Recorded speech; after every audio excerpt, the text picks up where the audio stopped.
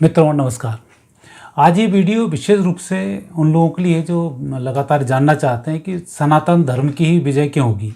इतने सारी वीडियो देखने के बाद लोगों के मन में एक उत्सुकता जो आई और स्वाभाविक भी आना कि हम बार बार बात करते हैं सनातन धर्म की विजय होगी, 1000 वर्ष तक अब सनातन धर्म ही रहेगा। उसके पीछे ऐसे क्या कारण हैं, लोग उसको जानना चाहते हैं।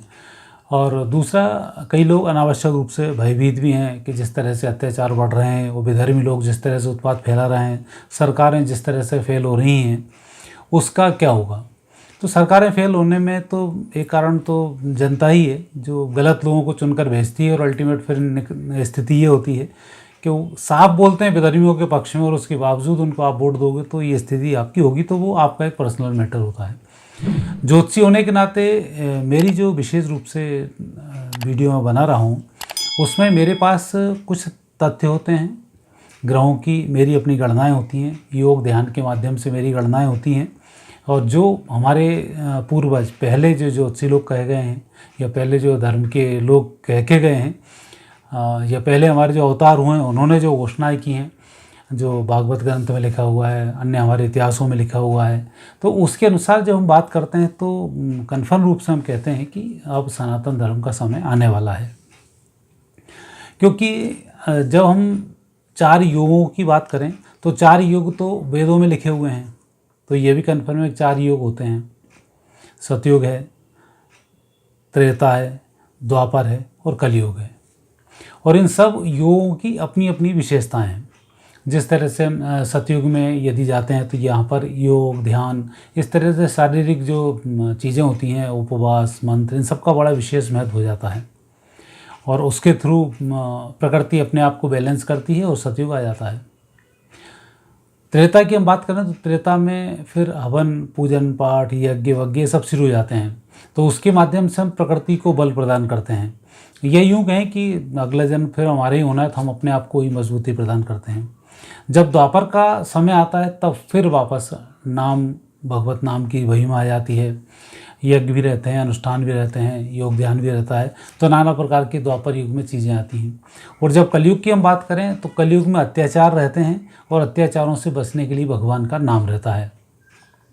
कलयुग केवल नाम अधारा, सुमिर सुमिर नर उतरहि पारा। क्योंकि कलयुग के समय में सारे जो भगवान हैं वो अपना स्वरूप को छिपा लेते हैं, और यही कारण है कि विधर्मियों ने इतने मंदिर तोड़े और भगवान के यहाँ प्रत्युत्तर से कुछ ही क्षेत्र ऐसे हैं जहाँ से इनको आंसर मिले, बाकी क्षेत्र शांत रहे। लेकिन अब आप जैसे देखते हैं सतयुग आ रहा है तो वापस सब चीज़ें उभरना शुरू हो गई। इतने लंबे समय से राम मंदिर का मुद्दा चल रहा था, लेकिन जैसे ही सतयुग का शुभारंभ 2005 के बाद हुआ तो अपने आप ही फैसला पक्ष में आना शुरू हुआ। जितने विधर्मियों ने अड़ंगे लगाना शुरू किए उतने लगा पाए। कृष्ण का मामला आ रहा है, ज्ञानवापी मस्जिद वाला मामला आ रहा है, तो ये सब जो जितने भी भगवान के स्वरूप जो छिपे हुए थे वो सब सामने आ रहे हैं। अभी तो आप व्हाट्सएप पर और कई न्यूज़ चैनलों में आप देख रहे होंगे कि कई मूर्तियाँ हंस रही हैं, कोई आंखें बंद की हुई है, किसी के मुंह रुके हुए हैं। तो जो एक स्वरूप था वो बदल रहा है। स्वरूप के मायने भी हैं कि अब आने वाले समय में सतयुग आ रहा है। बराही देवी का जो मंदिर है, उस बराही माता चूँकि अब वो पूरी सृष्टि को वही संभालेंगी तो उसमें भी परिवर्तन आने शुरू हो गए हैं। वैष्णो देवी के मंदिर में आप देखा कि 2018 के बाद वहाँ पर आग लगी, और 18 के बाद लगातार दुर्घटनाएं हो रही हैं। इससे पहले कभी नहीं होता था, क्योंकि कहा जाता था कि वैष्णो देवी की रक्षा हनुमान जी करेंगे। वैष्णो देवी का एक छोटी सी कहानी आती है। भगवान राम के टाइम पे वैष्णो देवी ने ये सब धर्म धारण किए। 3 देवियाँ थीं, माता लक्ष्मी थी, दुर्गा जी थी, साथ ही सरस्वती देवी थी। तीनों ने एक स्वरूप इकट्ठा किया और तीनों मिलकर वैष्णवी कहलाईं। और भगवान राम से इन्होंने विवाह का प्रसंग रखा, लेकिन भगवान राम चूँकि मर्यादित थे तो उन्होंने कलयुग के समाप्ति पर आकर विवाह करने का उनको आश्वासन दिया। माधव नाम से मैं रहूँगा, तब आपसे मैं विवाह करूँगा। और विवाह का संकेत जब मालूम किया तो उन्होंने बताया कि जब यहाँ पर आग लग जाएगी इस मंदिर में मूर्तियों के पास, तब मान लेना कि इनका विवाह हो चुका है। तो ये घटना 2018 में मुझे लगता है कि मई जून के महीने में ये घटना घटी है, वो संकेत है शादी होने का। तो ये जो संकेत अब मिल रहे हैं, ये संकेत सनातन धर्म के जिंदा होने के मिल रहे हैं। आज से पहले यदि हम 20-25 साल पहले जाएं तो बहुत ज़्यादा कुछ नहीं मिलता था, लेकिन अब लगातार जहाँ जहाँ भी खुदाई हो रही है वहाँ पर मंदिर मिल रहे हैं, वहाँ पर भारतीय संस्कृति के निशान मिल रहे हैं और भारतीय संस्कृति लगातार फैलती भी जा रही है पूरी दुनिया में। यदि अब हम देखना शुरू करें और कहीं भी चले जाएं तो सनातन धर्म में लोग बाग अपने आप आ रहे हैं। कारण है कि सनातन धर्म भगवान के द्वारा बनाई हुई एक व्यवस्था है और उस व्यवस्था का कोई प्रचार प्रसार नहीं करना पड़ता है। जैसे आपने विधर्मी देखे, एक विधर्मी तो आए, उन्होंने पैसे दे दो, लोगों की सेवाएं का झूठा नाटक करो, अस्पताल खोल दो और कन्वर्ट करना शुरू करो। दूसरा धर्म आए, उनकी तलवार की दम पे हम कन्वर्ट कर लेते हैं। तो 4-4 दिन के धर्म थे, सब नष्ट होने की स्थिति में आ गए। आज से पहले जिस तरह से उठना शुरू हुए थे, जब ईसाईयत उठी थी, तब ईसाईयत की स्थिति ये थी कि वहाँ पूरे यूरोप को उन्होंने कन्वर्ट कर लिया, मार ठोक कर यहूदियों को मारा और कन्वर्ट कर लिए। फिर दूसरा धर्म पैदा हुआ, उसने काट पीट कर फिर अपना धर्म को फैलाना शुरू किया। इराक, ईरान, अफ़गानिस्तान, सब धर्म को फिर उसने वहाँ कन्वर्ट कर लिए। लेकिन जब ये दोनों धर्म मिलकर इंडिया में आए, हिंदुस्तान में जब आए, तो दोनों धर्म धराशायी हो गए और ये जितने अत्याचार करने थे सब अत्याचार अपने अपने अनुसार किए, लेकिन भारतीय संस्कृति को नुकसान जरूर न पहुंचाया, बहुत भयंकर क्षति पहुंचाई है, परंतु उसको नष्ट नहीं कर पाए। और आज भारतीय संस्कृति हमारी वापस खड़ी हो गई। आप देखेंगे कि जब ये देश संपन्न था, यदि हम आर्यवर्त की बात करें, जम्बूद्वीप की बात करें, जो भारतवर्ष पूरा है, पूरे जम्बूद्वीप में सुख शांति समृद्धि हुआ करती थी। लेकिन जैसे जैसे इस देश के विभाजन होते चले गए, सारे विभाजन, अर्थात यूँ कहें कि हम इस देश को जीवित मानते हैं, हम पूरे जम्बूद्वीप को हम जीवित मानते हैं। और जब इसके खंड खंड किए गए तो एक एक अंग टूटता चला गया, और जब अंग टूट जाता है तो सड़ने के अलावा वहाँ कुछ नहीं बचता है। 8 हिस्से यदि हम बात करें, अफ़गानिस्तान की बात करें, पाकिस्तान की बात करें, बांग्लादेश की बात करें, नेपाल की बात करें, भूटान की बात करें, म्यांमार की बात करें, तिब्बत की बात करें, ये जो श्रीलंका की बात करें, तो ये जो 8-9 हिस्से जो आपने अभी अभी ये देखे हैं इन 70-80 सालों में, 1920 के बाद की स्थिति बता रहा हूँ, तो उसमें ही इन सब की दुर्गति हो गई। अफ़गानिस्तान सबसे समृद्ध शहर हुआ करता था, पाकिस्तान सबसे समृद्ध शहर हुआ करता था, बड़े बड़े व्यापार व्यवसाय चलते थे, जम्मू कश्मीर बड़े बड़े व्यापारियों का ड्राई फ्रूट्स का बहुत बड़ा केंद्र हुआ करता था, नेपाल बहुत अच्छी स्थिति में था, म्यांमार जहाँ एक अकूत संपदाएं भरी पड़ी हुई हैं, श्रीलंका वो भी एक अपनी अलग स्थिति में था। लेकिन जब भारत से अलग होते चले गए तो सबका सत्यानाश होना शुरू हो गया। और इनकी क्या बात करें, यदि हम इससे पहले भी बात करें कि भारत के तो 25 टुकड़े हुए हैं, ये 8 टुकड़े तो मैं वो गिना रहा हूँ जो जनरली आपको समझ में जाते हैं। जैसे वियतनाम ले लें, कंबोडिया ले लें, इंडोनेशिया ले लें, मालदीव ले लें, थाईलैंड ले लें, सिंगापुर, बेनई, फिलीपींस, लाओस, ये जो जितने शहर हैं, इस 25 देश हैं, आधे से ज़्यादा देश तो इसमें वेश्यावृत्ति से पले हुए हैं। यदि आप उसको देखेंगे, कई छोटे छोटे देश हैं, वो लोग इसलिए जाते हैं, सिंगापुर, मलेशिया, पटाया लोग काय के लिए जाते हैं वहाँ पर, उन्हीं से उनकी रोजी रोटी चल रही है। तो जिस देश की रोजी रोटी ऐसी चल रही है, उन देशों में क्या जी सकता है आदमी, या उन देशों में कोई धर्म बच सकता है क्या? बात हम यह कर रहे हैं कि जब भारत की जो संस्कृति है भारत में रहती है तो हम कई गुना अच्छी स्थिति में आते हैं। आज इन सब देश जितना मैंने भी उल्लेख किया, इन सब के बाद हम स्वतंत्र हुए हैं। 1947 में सबसे आखिरी टुकड़ा भारत का पाकिस्तान का हुआ और 71 में बांग्लादेश का हुआ है। भारत पाकिस्तान हम दोनों एक साथ आज़ाद हुए हैं, और पाकिस्तान जो समृद्ध हिस्सा था वो आज भीख मांगने की पोजीशन पर है। और हम उसके बाद बांग्लादेश की स्थिति देखते हैं, 2 साल बाद बांग्लादेश भीख मांगने की स्थिति पर आ जाएगा। श्रीलंका को आप देख ही चुके हैं, नेपाल अभी आप सरेंडर है ही, तिब्बत की आप स्थिति नेगेटिव देख ही रहे हैं। तो ये जो स्थिति है बिगड़ रही है। और वहीं हम भारत की स्थिति देखते हैं जो 80वें पायदान पर था 1947 में, आर्थिक समृद्धता में लगातार बिगड़ते हुए में, और आज हम दुनिया के 3रे नंबर की अर्थव्यवस्था बनने जा रहे हैं इसी साल में। और इसी स्थिति में आज पाकिस्तान भिखमंगाई की स्थिति में चला आ रहा है। वो सोच रहा है कि यहाँ सुनामी आ जाए तो कुछ पैसा हमें भीख के रूप में मिल जाए, तो वो इस स्थिति में है। तो ये जो व्यवस्थाएं हैं ये भारतीय सनातन संस्कृति के कारण ही है। आज हम भगवान गणेश की आराधना करते हैं, इसलिए हमारा चित्त निश्चित है। जो भी हम कुछ काम करते हैं स्थिरता को लेकर आते हैं, जो भी हमारे काम में अवरोध उत्पन्न होते हैं तो अवरोधों को हटाने वाले जो देवता हैं वो गणपति जी हैं, विघ्नहर्ता कहलाते हैं। तो हमारे विघ्न हरने का काम हमारे गणेश जी करते हैं, सुरक्षा का काम हमारे हनुमान जी करते हैं, पालन पोषण का काम हमारे विष्णु भगवान करते हैं, धन का काम हमारे यहाँ पर लक्ष्मी करती है। आज हम दीपावली पर लक्ष्मी पूजन करते हैं तो कई लोग बड़े उससे बोलते हैं कि लक्ष्मी पूजन बिल गेट्स तो करता नहीं है, वो तो करता नहीं, कैसे पैसे वाले हैं। बात समय समय की है, बात पूर्व जन्म की भी है, उसका पूर्व जन्म क्या था, कहाँ कैसा हो रहा है, एक अलग बात है। लेकिन हम चूँकि सब लोग लक्ष्मी की पूजन करते हैं तो आज हमारा देश लक्ष्मी संपन्न होता चला जा रहा है अन्य देशों की तुलना में। और जो भारत से टूटे हैं, ये लक्ष्मी की आराधना नहीं करते हैं, तो इनकी दुर्गति भी आप देख रहे हैं। तो उससे कंपेयर मत करना कि एक बिल गेट्स है और एक हम हैं और क्या अंतर है। जब अंतर आप विस्तृत रूप से देखोगे तो आपको अंतर भारतीय संस्कृति का समझ में आ जाएगा कि लक्ष्मी पूजन का कितना महत्व है और हम कैसे लक्ष्मी संपन्न हो रहे हैं। 4 दिन पहले एक बीमारी आई कोरोना, पूरी दुनिया का सत्यानाश कर दिया। भारत आज वैसा वैसे ही खड़ा है। 140 करोड़ के देश में 2-4 लाख मर गए तो कोई बड़ा नहीं हुआ। और पूरा प्रोपोगंडा मीडिया का भारत के खिलाफ रहा, पूरी दुनिया का मीडिया भारत के खिलाफ लगा रहा।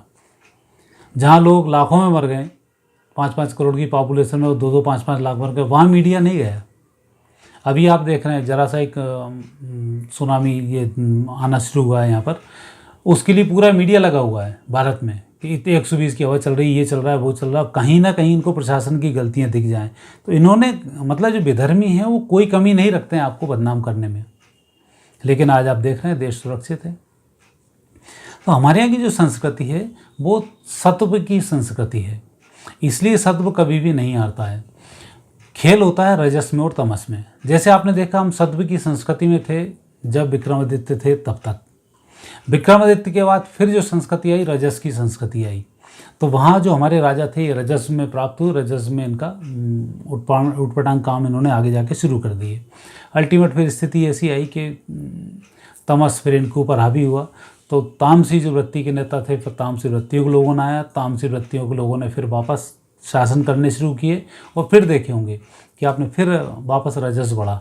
तो रजस बढ़ा तो फिर वही स्थिति आनी शुरू हुई जो फिर सुधारवादी, क्योंकि एक बार जैसे जैसे सुधार होगा फिर बिगाड़ होगा, फिर बिगाड़ होगा, ऐसे ही जब बिगाड़ होगा फिर सुधार होगा, फिर सुधार होगा, फिर सुधार होगा। तो ऐसा ही जो परिवर्तन होता है ये परिवर्तन होता है। तो सत्व से हम रजस पे गए, रजस से हम 1947 तक तमस पे रहे। 1947 के बाद हमारी सत्व की यात्रा वापस शुरू हुई, जो 2015 से पूर्ण सत्व की ओर हम प्रवेश कर रहे हैं। और आज हम सत्व की संस्कृति में, इसलिए आज हमारे यहाँ वापस राम मंदिर भी बन गया, वापस कृष्ण मंदिर की बात भी शुरू हो गई, कृष्ण मंदिर के कागज़ भी सारे आ गए और भगवान शंकर जो भोलेनाथ इस पृथ्वी के देवता हैं वो भी ठीक हो गए। और महाकाल जिनका कि उद्धार होना था, महाकाल का उद्धार हुआ।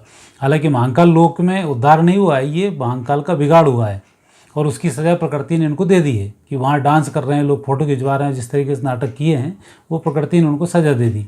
योग और ध्यान के केंद्र हैं, यदि वहाँ का विकास योग ध्यान के हिसाब से होता महाकाल का तो प्रदेश की स्थिति कुछ और होती और सरकार की छीछा लेदर भी नहीं होती। चूँकि उन्होंने खुद ही नाटक किया तो कुदरत ने उनके साथ नाटक कर दिया और विध्वंस हो गया। लेकिन भारतीय जो संस्कृति है, सत्व की जो संस्कृति, उसको आप नष्ट नहीं कर सकते, इसलिए सत्व प्रकृति में आकर रहता है। और जो परमात्मा जिस चीज़ को बनाता वो चीज़ कभी नष्ट नहीं होती। सत्व जो धर्म है, इस धर्म को परमात्मा ने बनाया है, सनातन धर्म को परमात्मा ने बनाया है, इसलिए सनातन हर नई चीज़ को स्वीकार करने की बात करता है। यदि आप आयुर्वेद में थे, आयुर्वेद से बढ़कर तात्कालिक स्थिति में एलोपैथी शुरू हुई, लोगों ने एलोपैथी को लेना शुरू कर दिया और आयुर्वेद से हटकर एलोपैथी पाए, एलोपैथी से हटकर वापस आयुर्वेद में आ जाएंगे। तो जो नई इन्वेंशंस हो रही हैं उनको एक्सेप्ट करो, जो नई चीज़ आ रही है, अच्छी चीज़ आ रही है, उसको स्वीकार करो, ये सनातन है। लकीर के फ़कीर बनने से तो सनातन नहीं हो सकता, और लकीर के फ़कीर जो बने वो नष्ट भी हो गए हैं। आज खुद ही के रोटी दाल के लाले पड़े हुए हैं, ये स्थिति आई। तो सत्व जो होता है कभी नष्ट नहीं होता। मानव निर्मित धर्म सब नष्ट हो जाते हैं, क्योंकि मानव निर्मित मानव तात्कालिक स्थिति के हिसाब से निर्णय लेता है और उसके हिसाब से व्यवस्थाएं करता है। पर परमात्मा जीवन पर्यंत की बात करता है, प्रकृति पर्यंत की बात करता है। तो वो जो धर्म बनाता है वो प्रकृति पर्यंत धर्म बनाता है, जो कभी नष्ट नहीं होता। ऊंच नीच हो जाए, कुछ होते रहें, दूसरे संस्कृतियों के आने से कुछ कमजोरी आए, वो एक अलग बात होती है। वो ऐसा हुआ भी है कि सनातन संस्कृतियों को लोगों ने, विधर्मियों ने पूरा नष्ट करने की कोशिश की। सनातन संस्कृतियों के मूल ग्रंथों को छेड़कर उनमें छेड़खानी कर नष्ट करने की कोशिश की।